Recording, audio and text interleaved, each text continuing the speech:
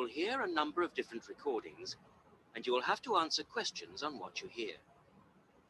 There will be time for you to read the instructions and questions, and you will have a chance to check your work. All the recordings will be played once only. The test is in 4 sections. Write all your answers in the listening question booklet. At the end of the test, you will be given 10 minutes to transfer your answers to an answer sheet. Now turn to section 1.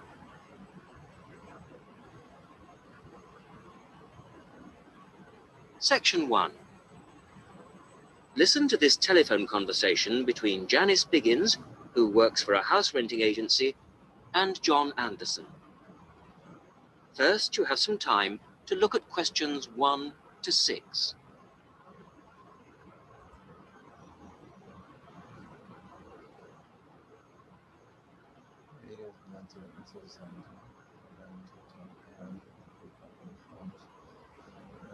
Depends on the area available of a garden, garage. You will see that there is an example which has been done for you. On this occasion only, the conversation relating to this will be played first. Hello, Flagstone. Oh, hello. Is that Flagstone Properties? Yes, that's right. Flagstone here. How can I help you? Hello. I'm ringing just to make inquiries about renting a house. The name of the agent is Flagstone, so Flagstone has been written in the notes. Now we shall begin. You should answer the questions as you listen, because you will not hear the recording a second time.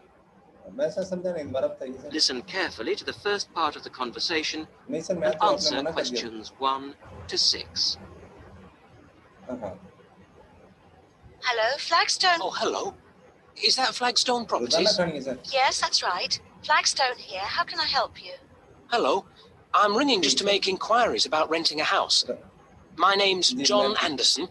Yes, Mr. Anderson. What sort of thing were you looking for? 2-bedroom house with garden.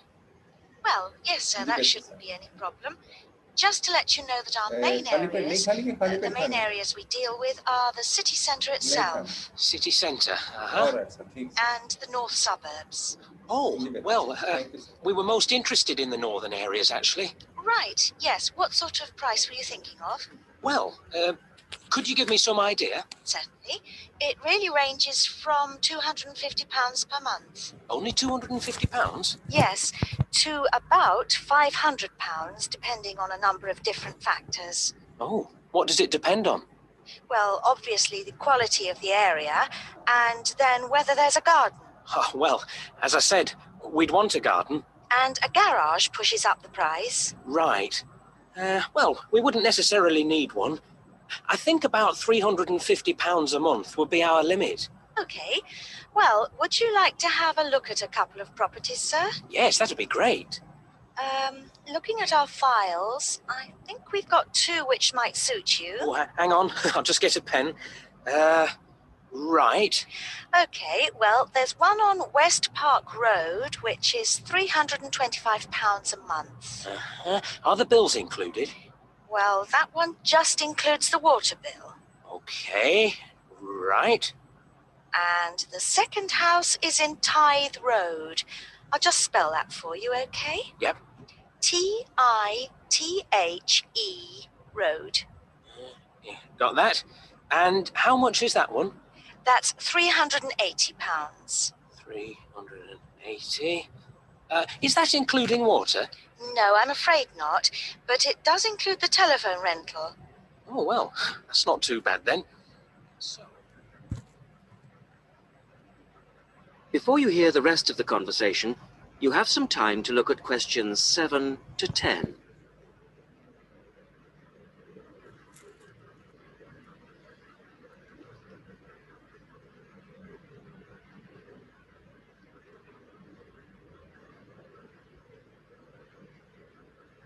Now listen and answer questions 7 to 10.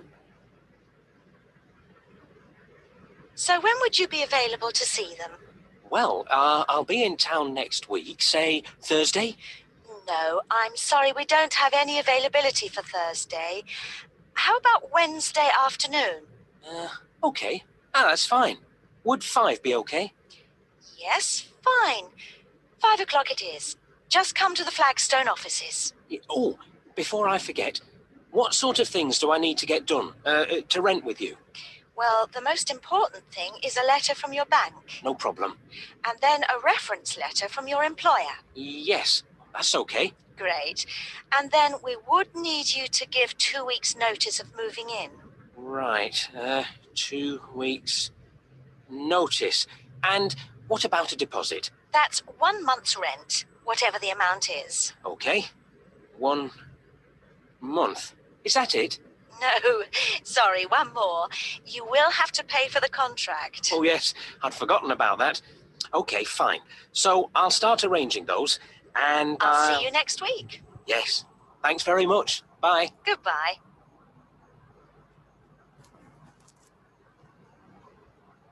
That is the end of section 1.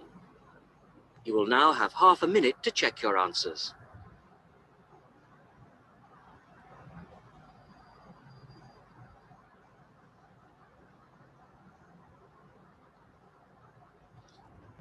Number of work in the same building again, like this. The name of our center, then something. Name of the tools, speaks. Now turn to section 2. Other information, then the Section 2. You are going to hear a conversation between 2 women about the health system in England. First, you have some time to look at questions 11 to 17.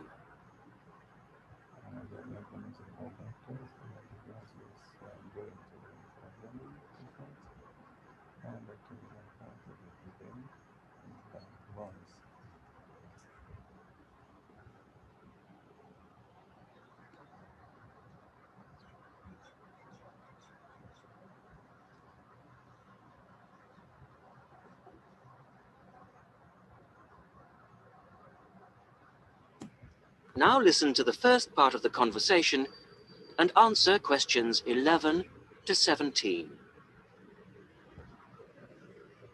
Hello, Mrs. Sutton. Come in. How are you settling in next door?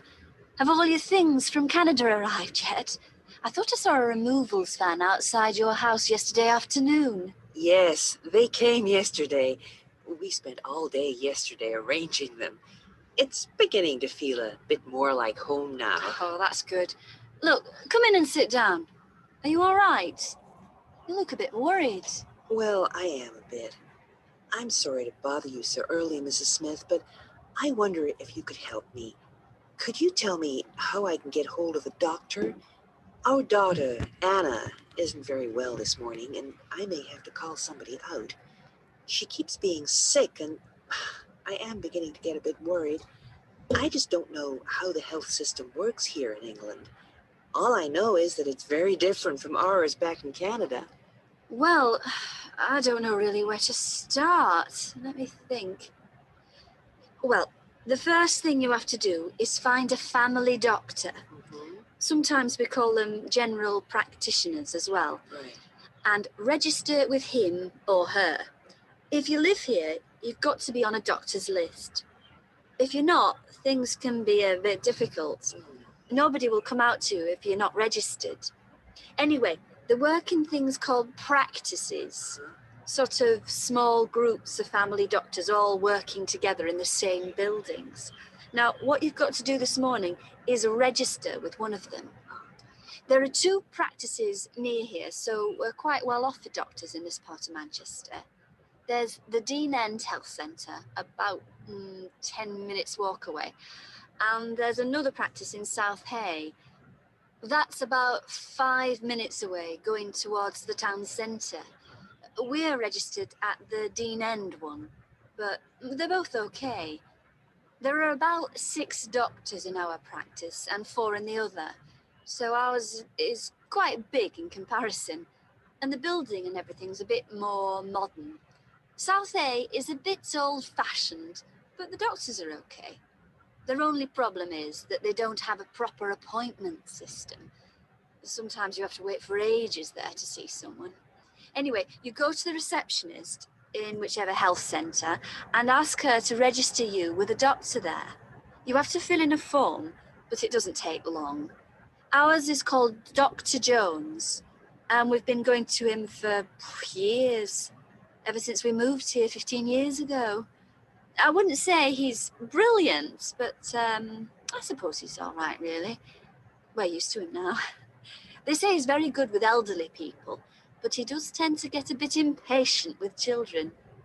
Listen, the one who's supposed to be really good with small children is Dr. Shaw. I've heard lots of people say that. She's young and she's got small children of her own, so you could try registering with her. And if her list's full, I heard somebody say the other day that there's a really nice young doctor at South Hay, a Dr. Williams. He holds special clinics for people with back trouble, but that's not really your problem, is it? Now you have some time to look at questions 18 to 20.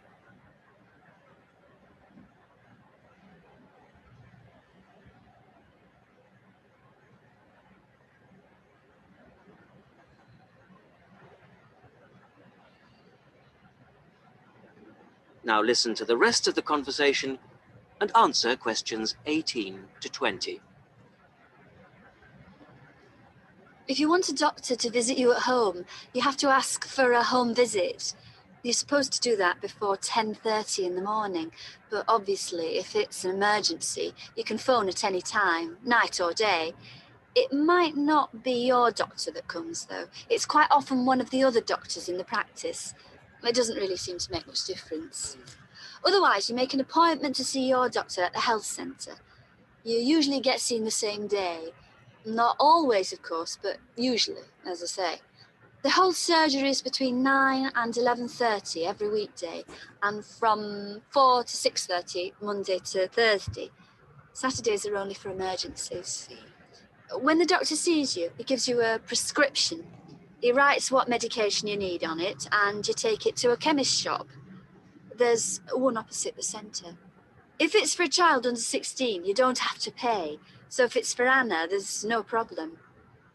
The same thing goes if you're unemployed or retired, or if you're pregnant. Just as well, because it's not cheap. You pay the same price for each item the doctor has prescribed. At the moment, it's something like £5 per item. So you pay for the medication, but the consultation with the doctor doesn't cost you anything. It's completely free as long as you're a resident here. You're going to be here for 3 years, aren't you? Uh-huh. So, well, there shouldn't be any question of you paying anything to see the doctor. So that's one less problem to worry about. Look, Mrs. Sutton, if you want, I'll sit with your daughter for half an hour if you want to go down to the health centre to register. It's no trouble, really, don't worry. Are you sure you wouldn't mind? That would really help me a lot. I'll ask them if they can send someone round later to see Anna. I think I'll try the Dean End Centre. Good idea. Don't worry about Anna. Right. I'll be back as soon as I can.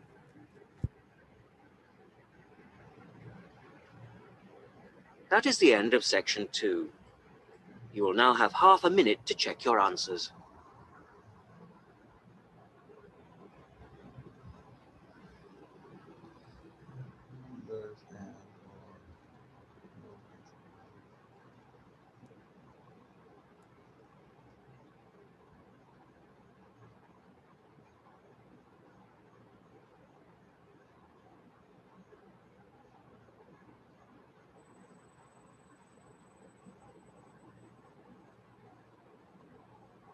Now turn to section 3.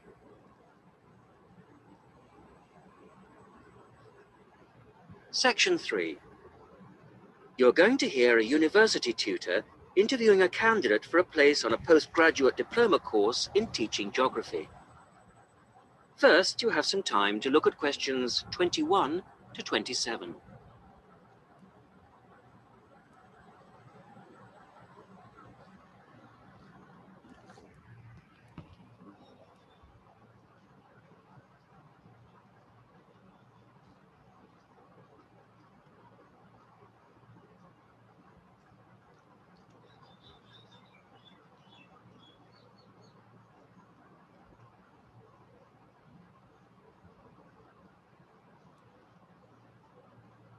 Now listen carefully to the first part of the interview and answer questions 21 to 27. Hello. Jonathan Briggs, isn't it? Yes, that's right. Do come in and sit down. Thanks. Right. Well, Jonathan, as we explained in your letter, in this part of the interview, we like to talk through your application form, your experience to date, etc. And then in the second part, you go for a group interview. Group interview. Yes, I understand. So, your first degree was in economics. Yes, but I also did politics as a major strand. And you graduated in 1989. And I see you've been doing some teaching. Yes, I worked as a volunteer teacher in West Africa. I was there for almost 3 years in total, from 1990 to 1992. How interesting. What organisation was that with? It's not one of the major ones. It's called Teach South. Oh, right. Yes, I have heard of it. It operates in several African countries, doesn't it? And what kind of school was it? A rural cooperative. Oh, a rural cooperative. How interesting. And what did you teach? A variety of things in different years. I did, with forms 1 to 3, mainly geography, and some English with form 5. Then in my final year, I took on some agricultural science with the top year. That's form 6. Right.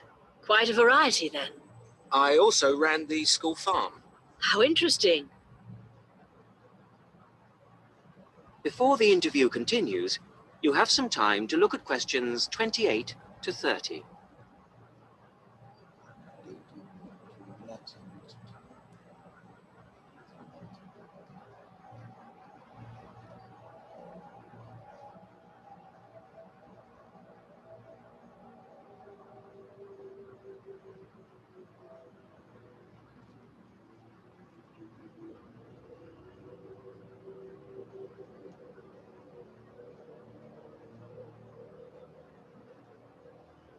Now listen to the rest of the interview and answer questions 28 to 30. And how did you find the whole experience? I'll be honest with you. At the end of the first year, I really wanted to leave and come home. Oh, why was that? Well, I was very homesick at first and missed my family. Oh, yes, I can understand that. And I also found it frustrating to have so few teaching resources. But I did decide to stay, and in the end I extended my tour to a 3rd year. Right. Things must have looked up then. Yes, we set up a very successful project, breeding cattle to sell locally. Really? And then, after a lot of hard work, we finally got funds for new farm buildings. And you wanted to see things through. Uh-huh. And that's why you want to train to teach geography. Yes. I've had a couple of jobs since then, but I now realize I like teaching best.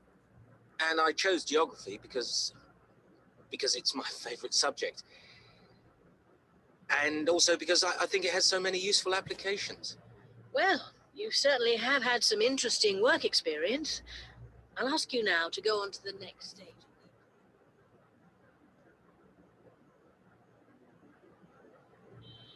That is the end of section 3. You will now have half a minute to check your answers.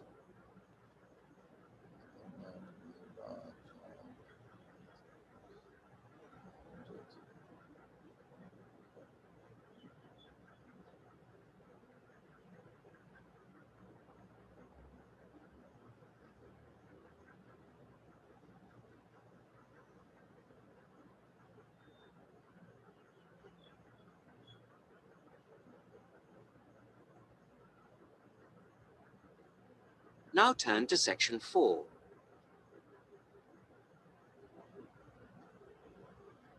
Section 4. You are going to hear a radio talk on back pain given by Dr. Paula Clayburgh of Liverpool's Wilton Clinic. First, you have some time to look at questions 31 to 40.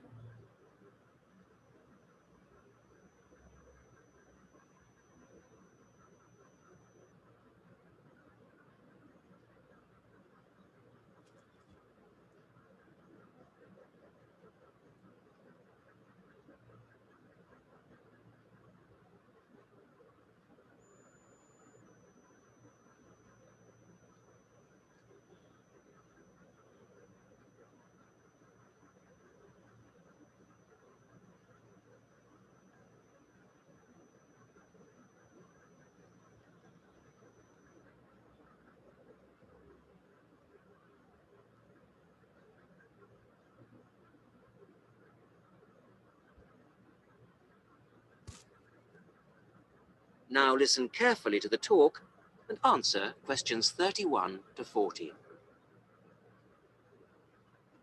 Today's Health Council is presented by Paula Clayburgh, who is the Chief Counsellor at Liverpool's famous pain clinic, the Wilton Clinic. Paula. Do you know what Prince Charles, Sevi Ballesteros, and Elizabeth Taylor have in common? They all suffer from chronic back pain. In fact, bad backs are one of the most common health problems today, affecting people in all walks of life. The most recent available figures show that about 250,000 people are incapacitated with back pain every day. And many sufferers don't know the cause or the solution to their problem. The majority of our patients at the clinic tend to be women. They are especially vulnerable because of pregnancy, but also because of osteoporosis, which I personally believe to be the major cause of problems for women. I have many women patients who say they have completely given up exercise because the pain makes them so miserable. But of course, that starts up a vicious circle. Bed rest, giving up exercise, and painkillers are traditional responses to back pain. But although there are many excellent drugs on the market, at our clinic, we're beginning to realize the unique benefits of relaxation therapy. Other specialists in the field make a strong case for certain types of exercise, but in our experience, they are easily mishandled and can lead to more harm than good. Now let's look at some of the reasons why back pain is developing into such a unique menace. In general, the body is pretty good at self-repair. A strain or a blow to a limb, though painful at the time, generally resolves itself. But the body's response to back injury can be very counterproductive. When pain strikes, we attempt to keep the back as immobile as possible, which makes the muscles tense up. Research shows that they often go into spasm, which causes further twisting of the spine. A vicious circle is underway. The second mistake we often make when stricken with extreme back pain is to go to bed and stay there.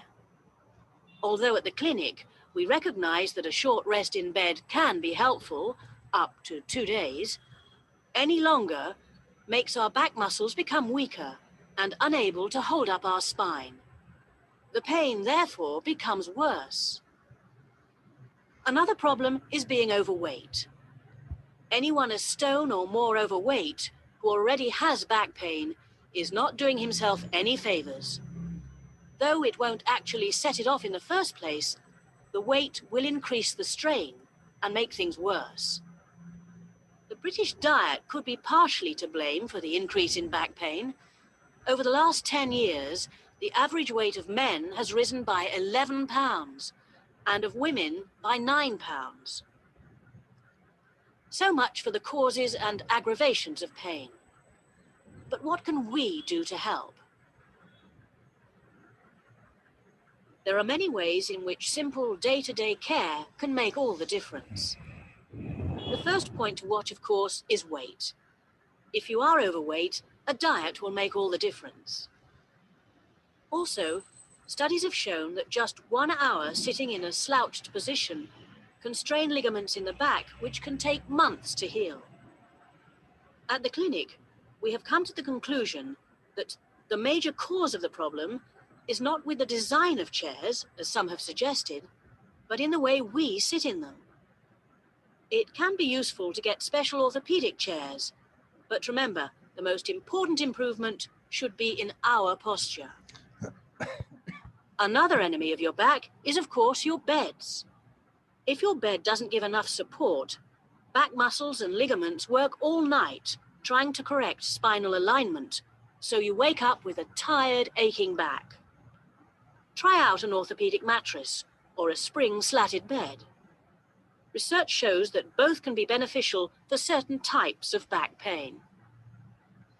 Another hazard for your back are the shock waves which travel up your spine when you walk, known as heel strike. A real find for our patients has been the shock-absorbing shoe insert, a cheap but very effective solution. And you might be better off avoiding shoes with heels higher than 1.5 inches. Though absolutely flat shoes can be a solution for some, others find their posture suffers. Finally, a word about the state-of-the-art relief, the TENS machine. A small battery-powered gadget which delivers subliminal electrical pulses to the skin. Our experience indicates that your money is better spent on the more old-fashioned remedies.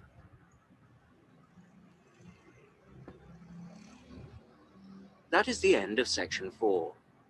You will now have half a minute to check your answers.